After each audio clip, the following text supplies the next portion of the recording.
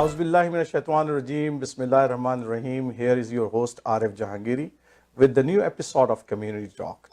Today is our fourth episode of Muslim Diversity, and I have a gentleman and a guest who is very well known in the GTA. He reverted to Islam in 1998, and then 7 years he tried to find out what is this Islam and what is some of the important teaching of Islam. And I want to welcome in our studio Mr. Muhammad Robert Haft. Welcome, Brother Robert Haft. Thank you. Very nice to be here. And because I don't know, my viewers want to know about you, and it is better that you tell about yourself first to our viewer, and then I will talk about you, how you lose your weight. Okay, alhamdulillah. Well, as you know, my name is Muhammad Robert Haft. I'm originally born and raised in my early years from Winnipeg, Manitoba. Mm-hmm. But most of my life I spent very close to here in Milton, Ontario. I was born into a nominally Christian family, a Protestant Lutheran family. Mm-hmm. Typical, a kid growing up, I guess, from the Western culture, watch Disney on Sundays, hockey night in Canada, and playing sports and chasing after women and doing all the things that they do in society here. Yep. Most of the youth do, and now most of the youngsters following that path, what you said. Well, yeah, but inshallah, as kids understand the importance of religion more and more, then they'll try their best to avoid the things that displease Allah subhanahu wa ta'ala. So you believe, because the questions come in my mind, that you believe that the religion bring the morality in the society?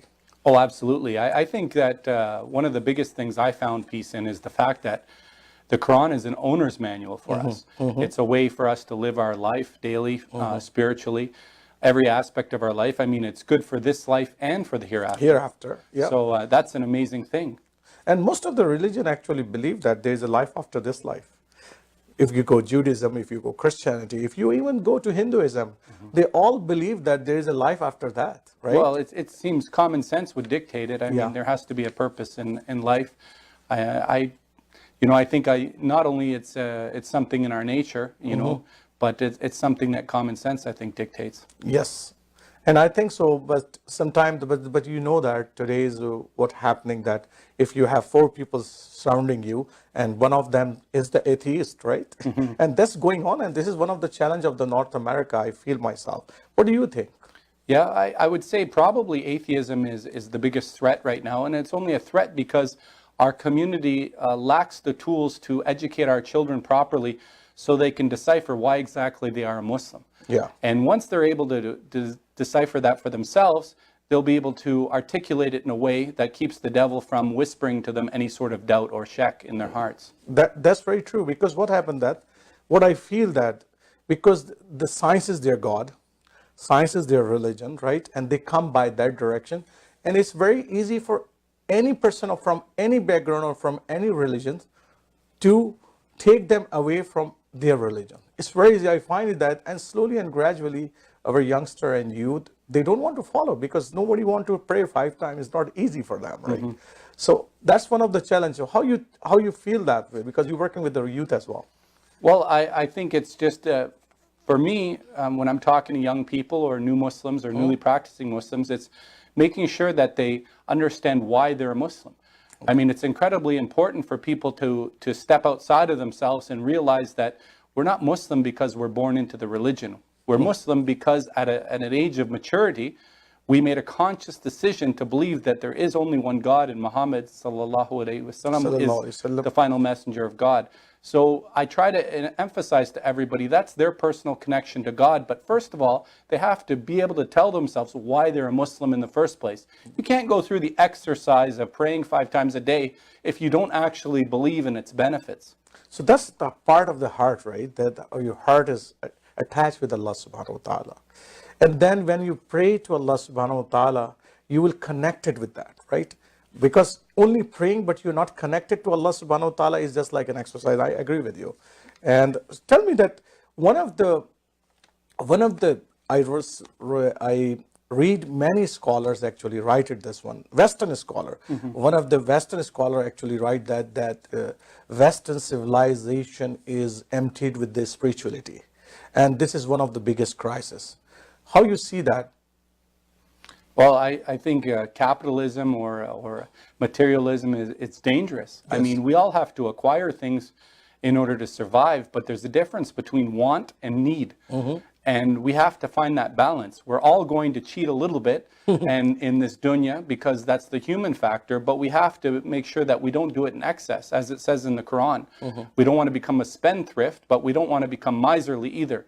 So it's very difficult in Western society because it all revolves around consumerism. It revolves around materialism. It revolves around a very selfish way to go about life, which is to only worry about yourself, but only in this life. Whereas Islam shows you to worry about yourself indirectly by worrying about everyone else, because we're going to be rewarded for doing good deeds. That's very true. But the biggest issue is, Muhammad, is that because the Western society is a dominant society of the world at this stage from 100 years, right? And this is not a stand here only in the North America or in Europe. It's extending throughout the world. And this is, and what's going on at that the whole world, most of the part of the world, they are emptied with this spirituality. There is a crisis of spirituality. Youths are going away from the religions. Yes. So do you see it that same way, or you think that I like to be the eternal optimist, but Yes. I do see the tsunami coming Yes. of the lack of spirituality, of atheism, the rise of atheism. But I'm a little bit different than those who propagate atheism and them thinking that it's an enlightenment of education. I think it's the lack of education in our religion. There should be a renaissance or a revival of the Islamic sciences and bring out the arguments that the theologians were facing even a few centuries ago. So it's a matter of education, but it's also a matter of willpower. Is our community ready to put in the effort into the hereafter as we are into this life? And it seems at this point, we're chasing the model of Western society. And don't get me wrong, this is my country. I love my country. I love my people. They're my tribe. And they do have a lot of things going for them that is very nice. But in fact, if it's all about this life and not about the hereafter, then we have to be very careful and take the good and leave the bad. And it's like a tsunami because, quite honestly, they're not promoting the belief in God on any level in any religion, never mind just Islam. So it's difficult, but at the same time, it's up to us as a community, one heart at a time. Well, you mentioned that the capitalism and materialism, these are the two, right? The biggest challenge of the humanity at this stage, right? Because the dominant societies stand on the basis of these two things, right? Yeah. But the problem is that if the peoples don't like the materialism or even the capitalism, right? But they're not seeing the Islam as their alternative, right? Yes. So what are some reasons why we are not alternative? Why the people are not taking Islam seriously? Yeah, it's a good question. I mean, I've traveled extensively around the world, and I think it starts with me. It doesn't start with you. It starts with me individually. And I have to try to be a more honest, a more righteous person. And as much as it seems like it's a slow process, well, it really is. I think, Islam's over 1,400 years old. So it took us a long time to get to this point of emptiness. If I remember correctly, paraphrasing the hadith, there'll come a time when the Muslim ummah will be like the froth or the scum of the surf of the ocean. Yeah. So the quality of Muslims right now, we're in huge number, but the quality's not there. So our quantity's there.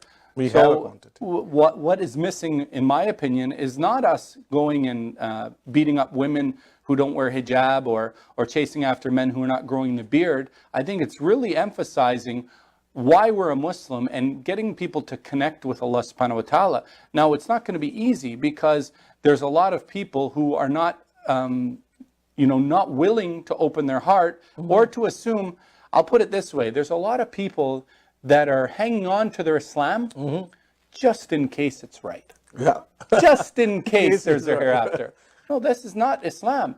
This is actually an indirect way to take yourself out of Islam because we have to believe with certainty that there's no other God but Allah and Muhammad is the final messenger. And it's not easy to believe. It's easy to speak. So to be able to spread that around the society, it's one heart at a time and it's going to be a long, long uphill battle. Yeah. But Yeah, definitely we have a lot of challenges, not only in the North America, but throughout the world. I'm not taking only in America because all the peoples who are practicing Muslims, they have the challenges throughout the world. It's not only this part of the world, even in the Muslim countries, there are a lot of liberalism is there, Yes. a lot of capitalism is even there as well. So one of the thing which I feel here is that although the Western society is very open, and I say more justful than Yeah. the Muslim society at the moment, right? And that's why Allah subhanahu wa ta'ala, that's my personal belief, Yeah. is that Allah subhanahu wa ta'ala give the dominance only on the basis of justice, right? I mean, Yes. if you're justful to the society, you are become the dominant person, right? Dominant of the society. So tell me that one of the issues from few years is not before when I come here is not see, but I see that there is a lot of people are against the Muslims now, right? And this has happened after 9/11. I know that, but it was not very hard, very harsh like today's like we have the incident happen in Quebec, right? And our sisters usually the sisters have the incident, right? Because they're wearing the hijab, they are well exposed, right? Yes. That they are looks like a Muslims. We brothers are wearing pant and shirt and Yeah. everything, so we are not so such much having the Visible. exposure visible about that. So what do you think?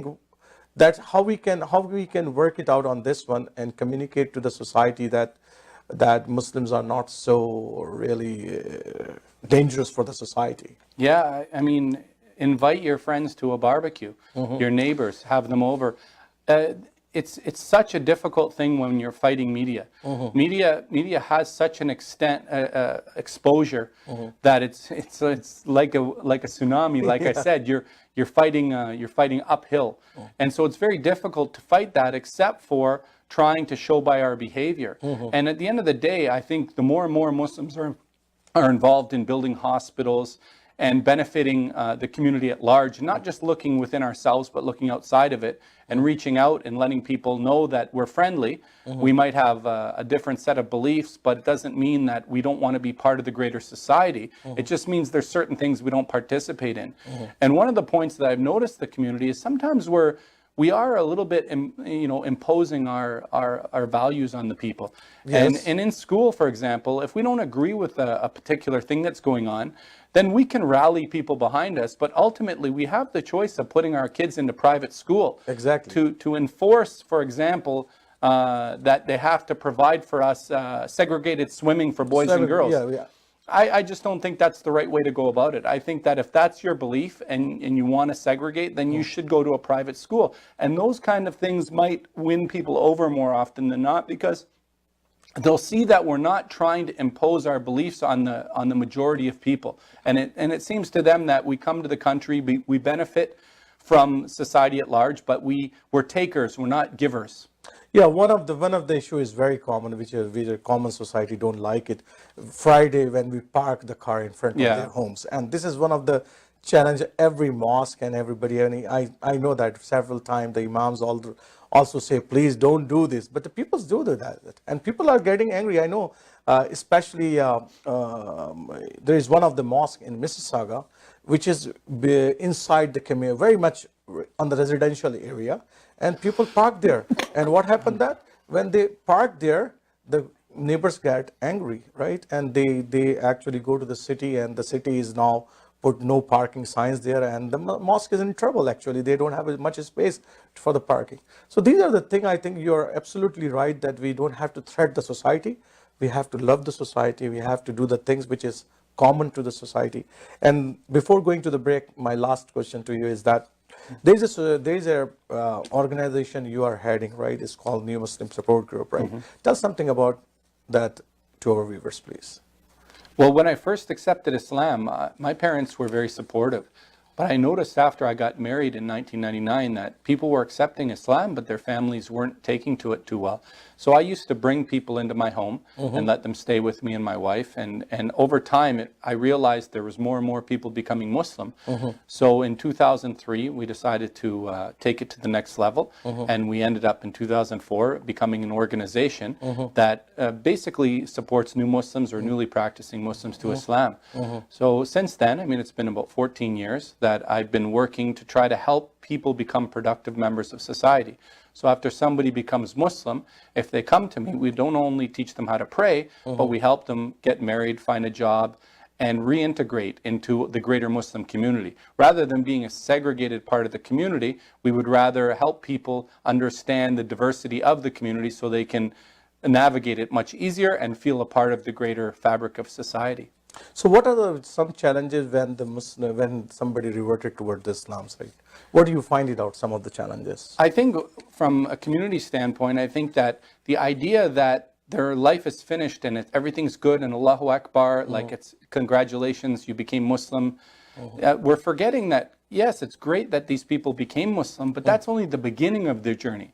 Ultimately, we all have to die as a Muslim. Yeah. So that person might have another 20, 30, 40, 50 years to live. Now, how do we cultivate and build that person's spirituality up and their iman so they remain a Muslim for the rest of their lives? And I think that's where the community is missing out. Where we try to fill in is we try to give them that support necessary for them to build. I look at a new Muslim like nuclear energy. Yeah. If you use it properly, then it has a great value. But if you let it go, sometimes you see per capita new Muslims end up joining these radicalized groups because they're being cultivated by these people in the, in the corners of the masjid or online, away from the mainstream community, because they're being shown an interest from those radicalized people more than they are from the greater community. Yeah, as you mentioned, that those children who are not taking care, right? Those youth are not taking care. They are feel themselves alone, and there is a possibility that somebody radicalized them, right? So I know that you started a government program, you involved in that. One is called Good Citizen Program. What is that program is about? I think first I'll say this, that I don't think anyone's going to come to me and saying, "Can you de-radicalize me?" What ends up happening is sometimes people get arrested and or sentenced for terrorism-related charges, and I end up working with them in the jails or on the telephone. And sometimes, well, at least back in the day, I would be called from the national security apparatus and told about an individual, and then I'd try to intervene without being an actual agent, but being a community liaison and somebody who could hopefully sway their opinion and get them back on the right track. No, you did an excellent job up till now, and let's have a break, because don't go, Weaver. We have a very important question that I have to ask. That there are a good number of the rivers in our community, but why the immigrant Muslims and the river, they are not working and collaborating to each other? I have this question after the break. Let's take a break.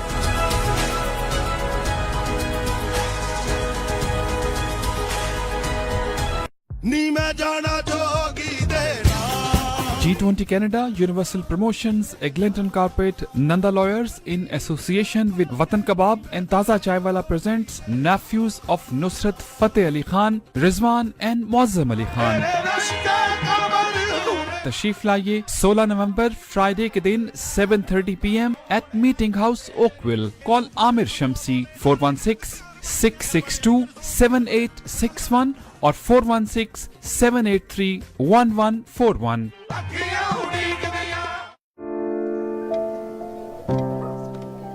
Injuries not only impact you, but also people around you. Life is better than this. Let's get your life back.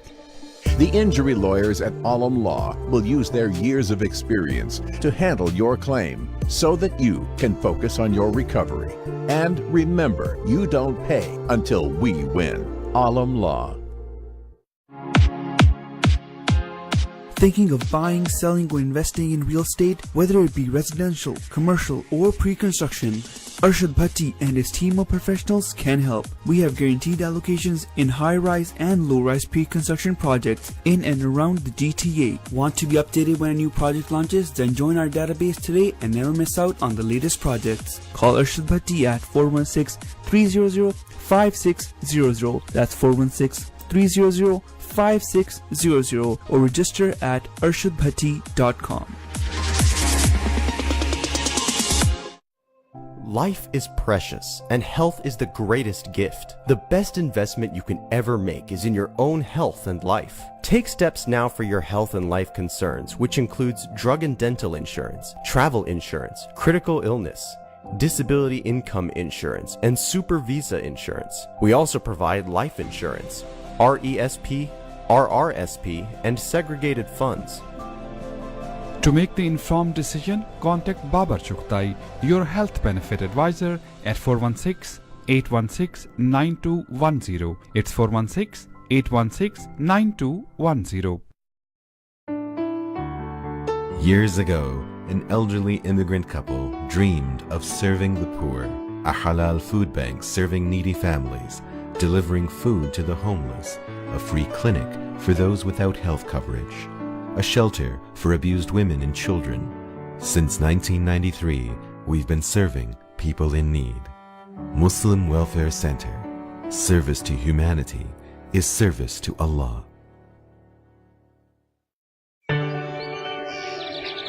रोशन मुस्तकबिल और अपनों का साथ जन्नत से कम नहीं।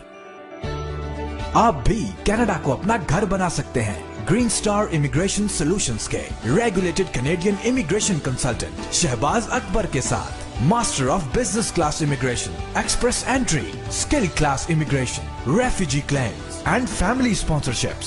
सो call now at 416-508-3989. Green Star Immigration Solutions Canada. It's never too late to follow your dreams.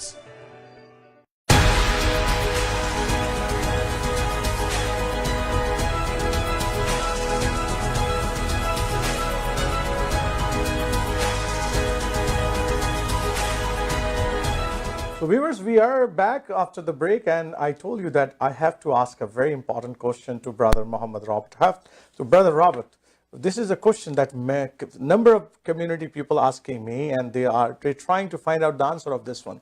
But really, from a long time, I cannot give the answer, but you are the best person who can give this answer. So my question is, there are good numbers of rivers in Canada, but we did not see the collaboration between the immigrant Muslims and the rivers. What are the reasons there?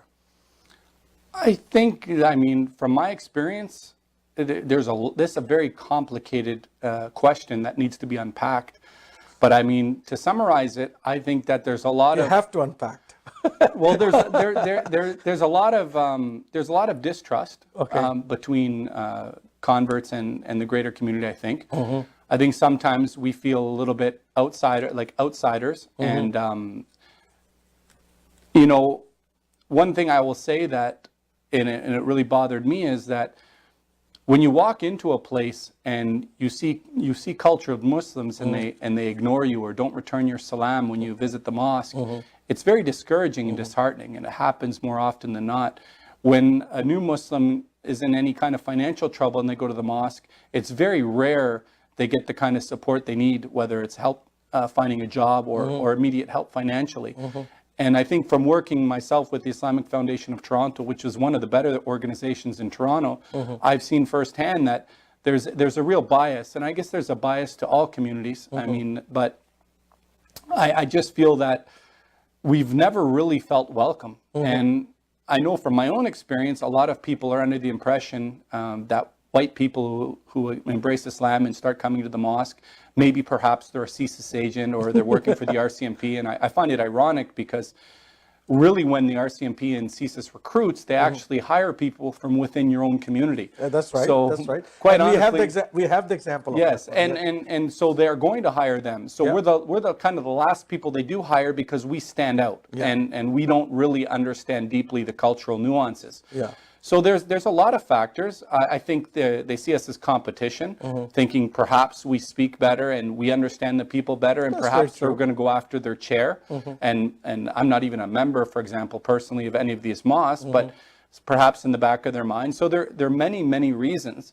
But I think at the end of the day, there is some collaboration going on. It's just not done on a large scale because On the other end of things, the converts and reverts are not a monolithic group either. Yeah, that's very true. So I can't just poke my finger at one direction and not look at ourselves. They have their own sense. We as have well. our own issues. Yeah. So there's some very hardcore new Muslims, Salafis, moderate Salafis, Sufis, Tabligis, Ikhwanis, so many different kind of liberal Muslims. Yeah.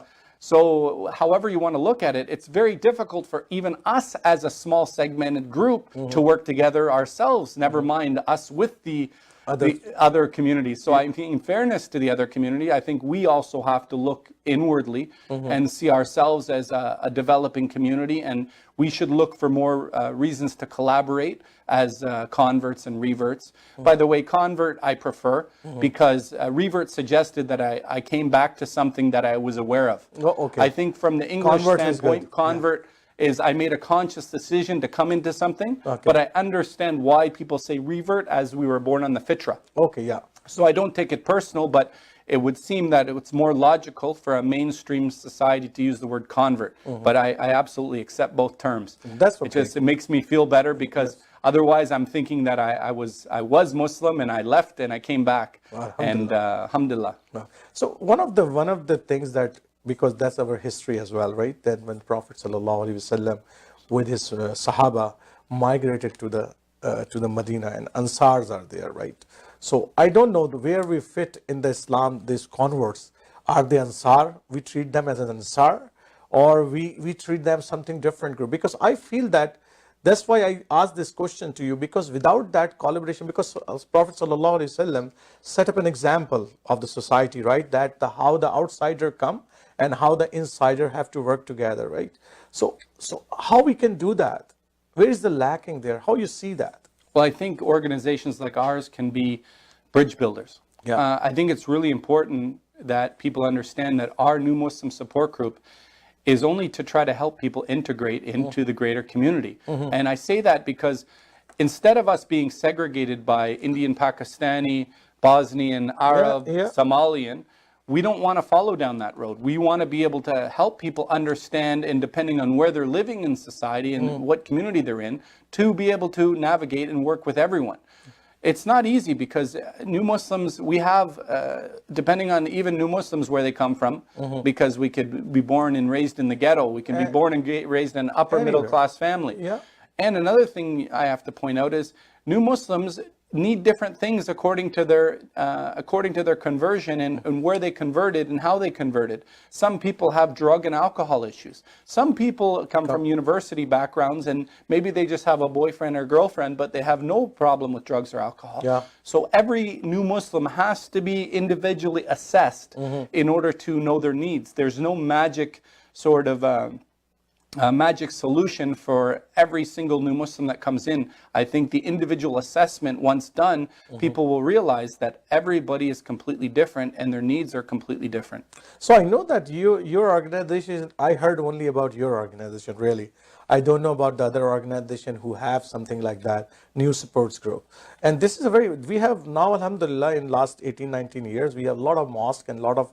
So it's not possible that you start, because there is a possibility that some of the mosques or some of the organization don't want to work on that direction. But there are a lot of mosques and the organization who want to do something, who want to collaborate on that issue. So you want to take this to the next step. You want to try once more on that direction, that there is a collaboration happen. I'm open-minded. Okay. I'll work with anyone, first of all, that wants to keep the country safe. And then ideologically differences we can leave at the door and we can find commonalities. Yeah. Personally, I'd be willing to come to these different centers and help them start their own organization. Because I think at the end of the day, it's the work that has to get done, not whose name or whose title gets put behind something. So I'm more open-minded to help collaborate, to help people design a program for themselves and maybe just use me as a consultant and some of the experience that I've had over the 20 years I've been a Muslim and help them in that way. But I'm always open to be called. I'm not very difficult to find, I don't think. I'm out there on Facebook and social media. I find it very easy to you. Yeah, I mean, my numbers. Once I try. Yeah, my number's easy to find. So I'm open-minded to work with all the communities. and liberal or conservative, because I'm hopefully helping new Muslims remain Muslim until Yeah. they die. No, this is And a very important that's what job. I want to be a part of. You are doing very important job of this society, because I think that many of the organization is never not thinking even on those lines. So you're doing very important job, Robert, and so that's why I'm asking that, because this is a huge job. This is not a small job. The person, you are alone, and you need a lot of finances, a lot of resources for those things, right? Because somebody is kicked out from their home. Some sisters is kicked out from their home. Where she live tonight, Yes. right? Those are the important questions, because I myself involved in many organizations, so I know that what are the some biggest challenge arrive when somebody reverted towards Islam, to convert towards Islam as well. So my next question is, because I know that you are taking a lot of youth to the different program as well, right? In the sports as well. I saw that there is a beautiful place you are mentioning. I saw you on Facebook. You are saying this is a beautiful place and you want to take the youth there. And so tell me something about those programs. Well, we purchased 3.5 years ago 10 acres of land Okay. in Halliburton, Ontario, about 2 hours north of Toronto. Okay.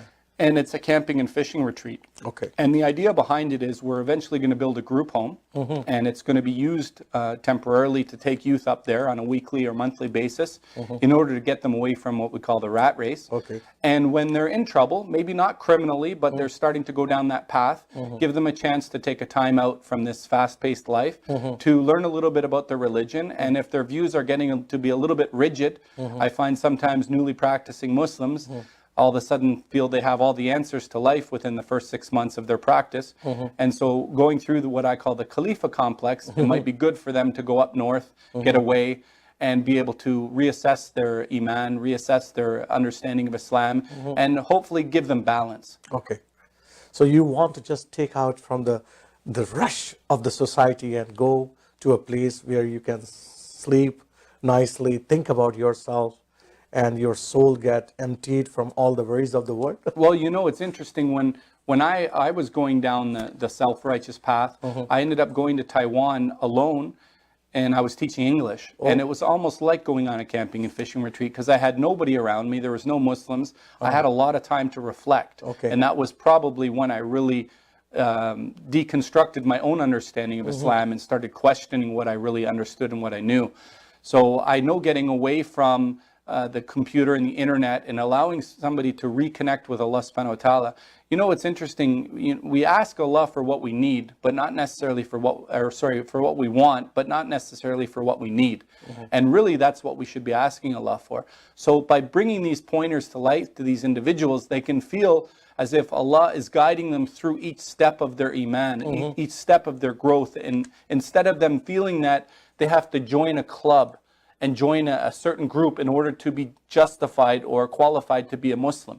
And I think that's where we new Muslims get caught up, is we are spending too much time trying to justify that we're really a Muslim to people that it shouldn't really matter, because ultimately our Islam is between us and Allah alone. So you're working with the youth as well, Muslims youth, definitely, and not only the Yes. newly convert Muslims.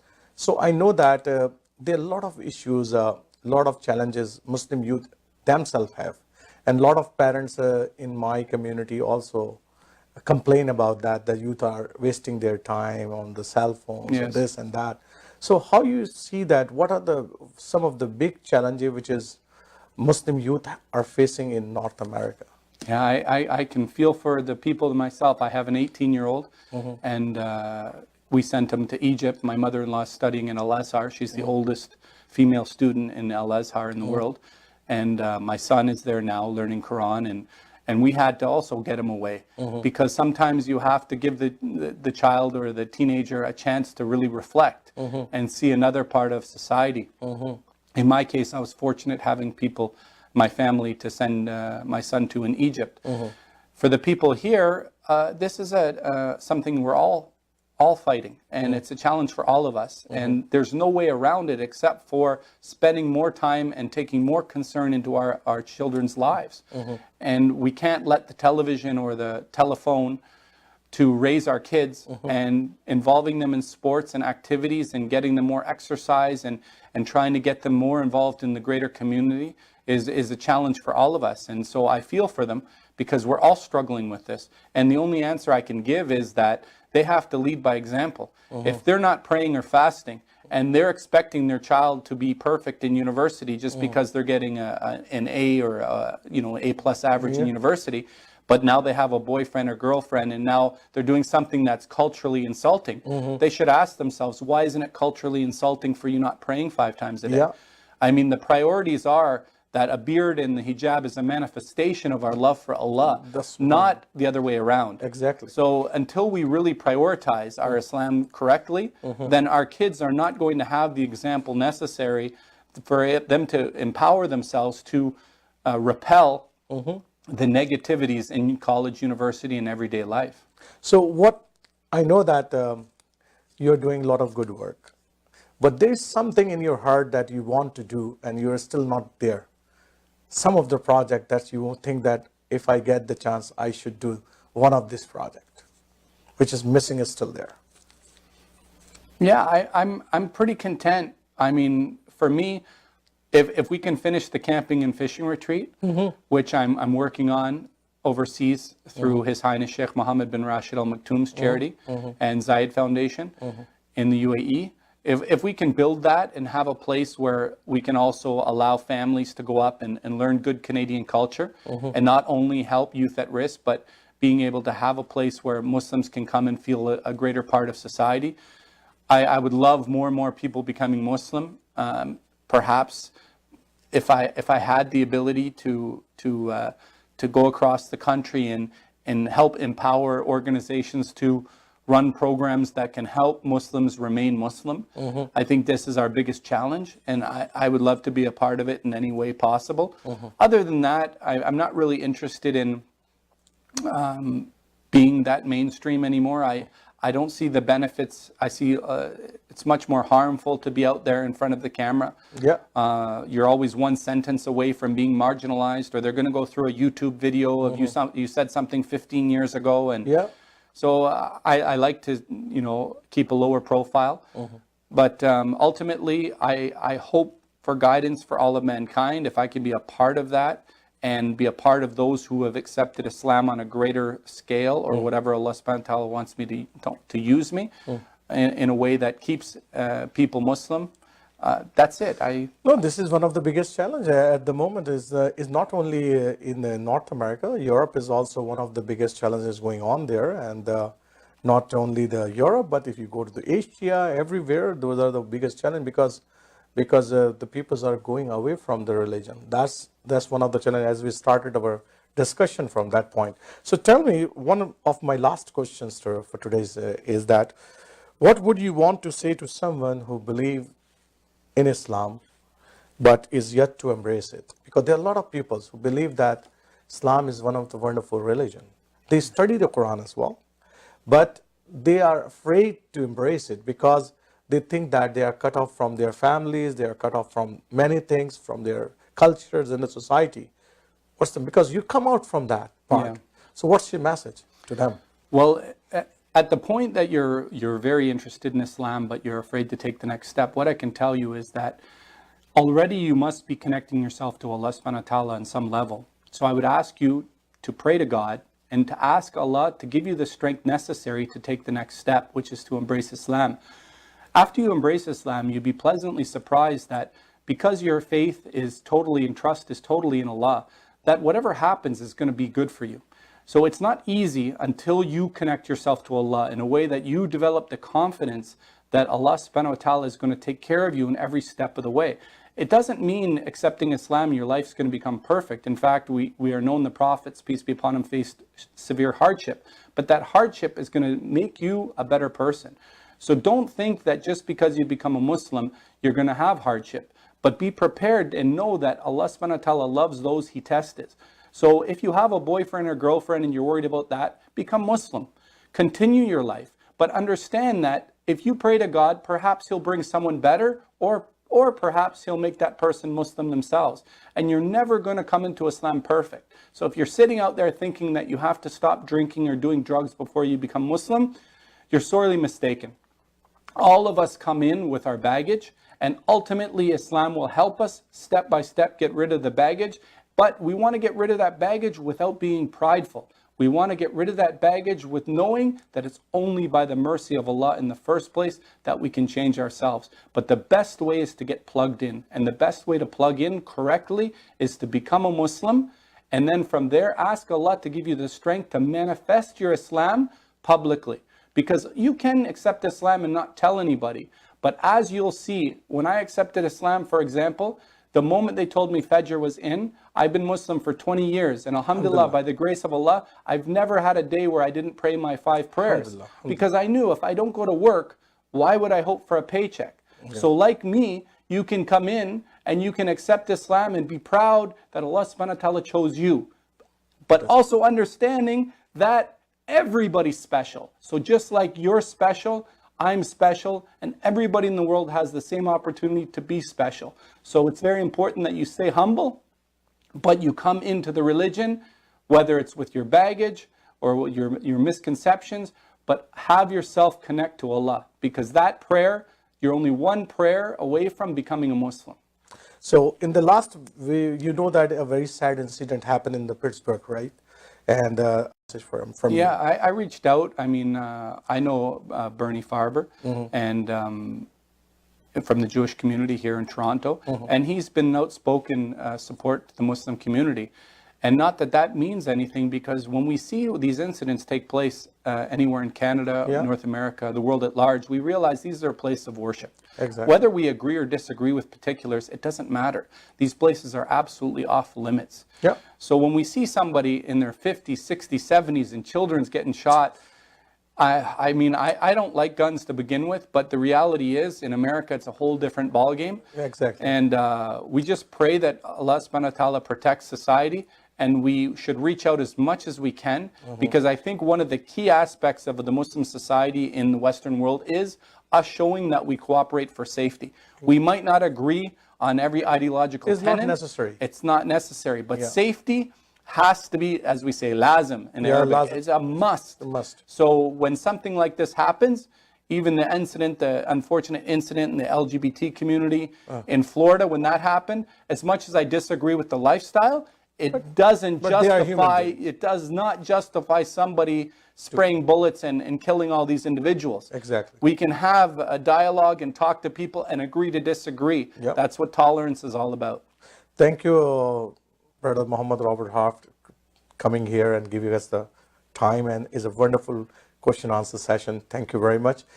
So, Nazreen, in the end, we have to say, because our time is very limited, and I hope that today's episode you like it, and we will come back next week with a different episode and say Assalamu alaikum to you and all the viewers. And please don't forget to send me the feedback on my email jahangiriarif@gmail.com, or you can connect me on my Facebook page as well.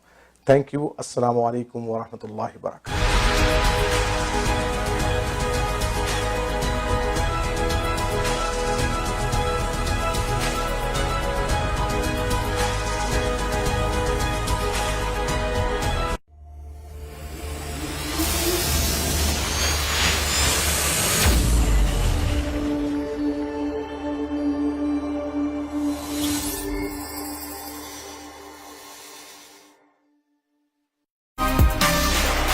Dixie Electronics and Appliances are now the authorized dealer for all the Napoleon products. हमारे पास barbecues, electric fireplace और इनकी जितनी भी accessories हैं वो available हैं. जैसा कि आप स्क्रीन पर देख रहे हैं कि इस सीज़न के लिए, विंटर सीज़न के लिए हमारे पास 42 इंच, 50, 55 इंच और 70 इंचेस की इलेक्ट्रिक फायरप्लेस अवेलेबल है. So visit us this Christmas season for all the best prices for the Napoleon products. So love to see you at 5120 Dixie Road, Unit 11, Mississauga. Dixie और Eglinton का intersection है. 905-625-5900.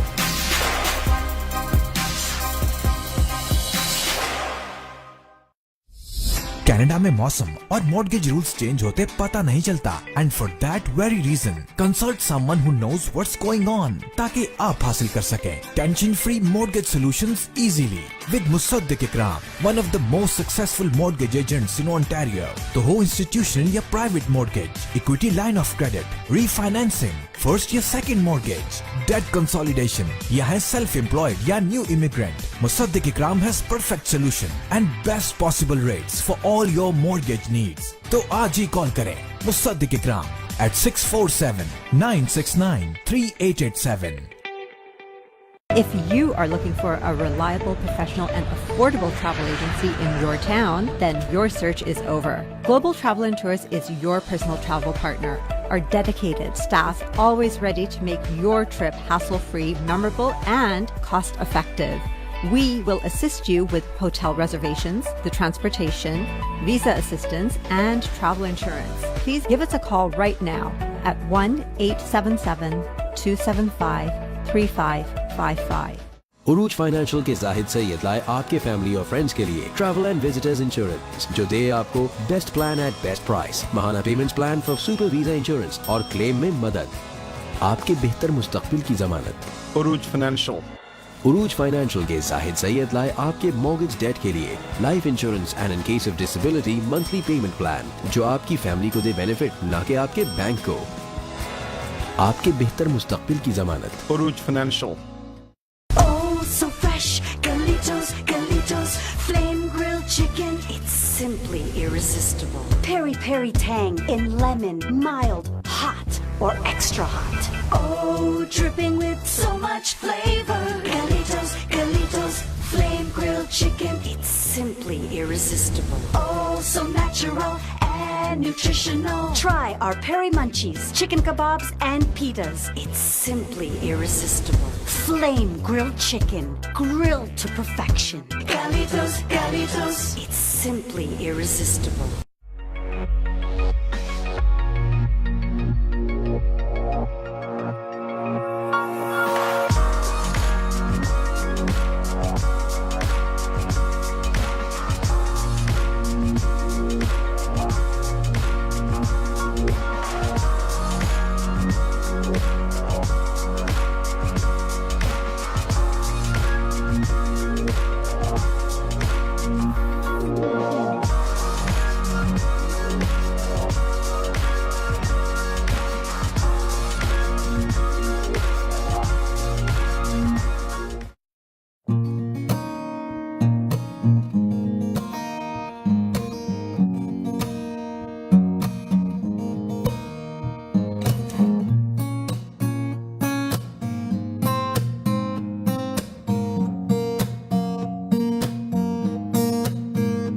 तन्हाई के सफर में चलना सबर से कोई ना नजर में, हाँ जब ख्वाब में छोड़ जाए सोचों को निभाना पाए दिन वो याद आए ना, खता हो गई सजा हो गई पुराने दिन याद आए ना, दुनिया के इस शोर में सीखा है मर